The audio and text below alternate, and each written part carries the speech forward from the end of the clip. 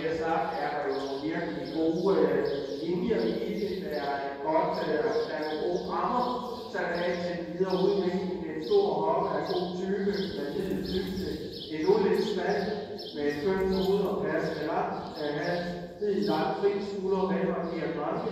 Den her muskulatur kunne højst den i overlinje og bagpart, for så at give den sidste styrke og harmoni, og det er sagt, at der er en rigtig god smidighed i lænden, som omsættes i en god funktionalitet i form af grædretterne.